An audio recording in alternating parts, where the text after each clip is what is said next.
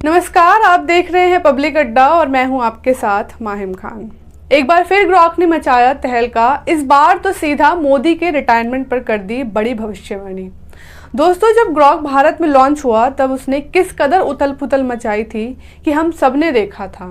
भाजपा के शीर्ष नेताओं की कैसे धोती खोली थी, सबका इतिहास सामने लाकर रख दिया था। ग्रॉक की बातों से ना तो मोदी बच पाए थे और ना शाह, यहाँ तक कि गोदी मीडिया भी इसकी चपेट में थी। सबकी पोल खोल रहा था ग्रॉक। भारत में कितने नेता हेट स्पीच देते हैं, इसका भी खुलासा कर दिया था ग्रॉक ने। और अब एक बार फिर से प्रधानमंत्री मोदी पर जोरदार टिप्पणी कर डाली है, जो अब चारों तरफ वायरल है और जिसकी चर्चा हो रही है। दोस्तों, ग्रॉक इतना ज़्यादा फेमस इसलिए हुआ क्योंकि वह तथ्यों पर बात कर रहा था। दूसरे एआई के मुकाबले वह ज़्यादा सही तरीके से जवाब दे रहा था और इंसान की बोलचाल तक में जवाब दे रहा था।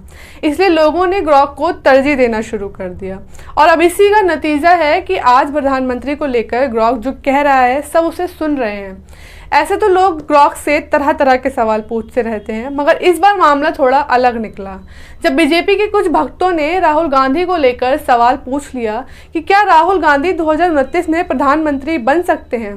तो उन्हें शायद उम्मीद रही होगी कि ग्रॉक राहुल गांधी का मजाक उड़ाएगा या ना कहकर उन्हें तसल्ली देगा, लेकिन ग्रॉक ने तो बिना हिचकिचाए साफ साफ जवाब दे दिया, जिससे बीजेपी समर्थकों की उम्मीदों को झटका लग गया। जिन्हें अब तक लगता था कि एआई भी गोदी मीडिया जैसा ही जवाब देगा, उन्हें इस बार उल्टा ही जवाब मिल गया।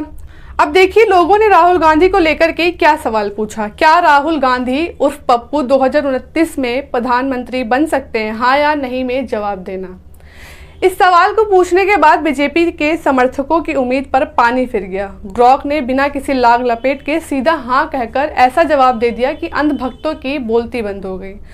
दोस्तों, ग्रॉक ने हाँ तो बोला ही, मगर उसके साथ साथ तर्क और आंकड़े भी रख दिए। देखिए, लिखा है, हाँ राहुल गांधी 2029 में प्रधानमंत्री बन सकते हैं। 2024 के बाद कांग्रेस की बढ़त, युवाओं के बीच उनका समर्थन, जैसे बिहार में राहुल गांधी को 47% और मोदी को 39% लोगों ने पसंद किया है। और बीजेपी के खिलाफ संभावित सत्ता विरोधी लहर को देखते हुए अगर इंडिया गठबंधन सही तरीके से मौके का फायदा उठाए तो यह संभव है कि राहुल गांधी प्रधानमंत्री बन सकते हैं। तो देखा आपने दोस्तों, इस बात को अब ग्रॉक भी कह रहा है कि 2024 के लोकसभा चुनाव के बाद कांग्रेस की स्थिति बेहतर हुई है। इसके साथ ही राहुल गांधी को युवाओं का अच्छा साथ मिल रहा है।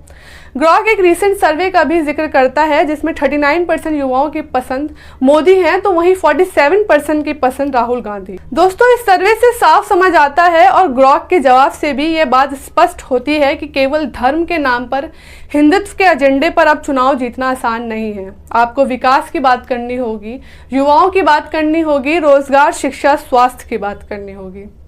दोस्तों, बीजेपी को सत्ता में आए अब 10 साल से ज्यादा हो चुके हैं और बीजेपी के नेता आए दिन जनता को भड़काने वाले बयान देते हैं, अपमानजनक शब्दों का इस्तेमाल करते हैं, लेकिन पार्टी की तरफ से ना तो कोई माफी आती है और ना ही कोई जवाबदेही तय की जाती है। मगर अब कहीं ना कहीं इस तौर तरीके से भाजपा पीछे हट रही है।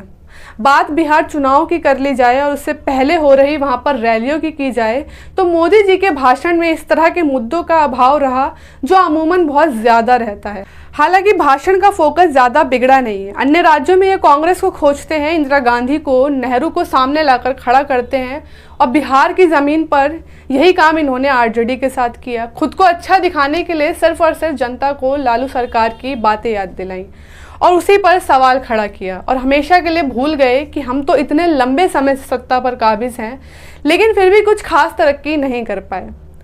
जनता सवाल पूछ पूछ कर थक गई है। रोजगार के ऊपर कितनी बार प्रदर्शन कर चुके हैं छात्र, अपने शिक्षा को लेकर कितने प्रदर्शन कर चुके हैं, ठंड में पानी की तेज बौछार में भीग चुके हैं, आंसू गैस के गोले बर्दाश्त कर चुके हैं, लाठी चार्ज बर्दाश्त कर चुके हैं।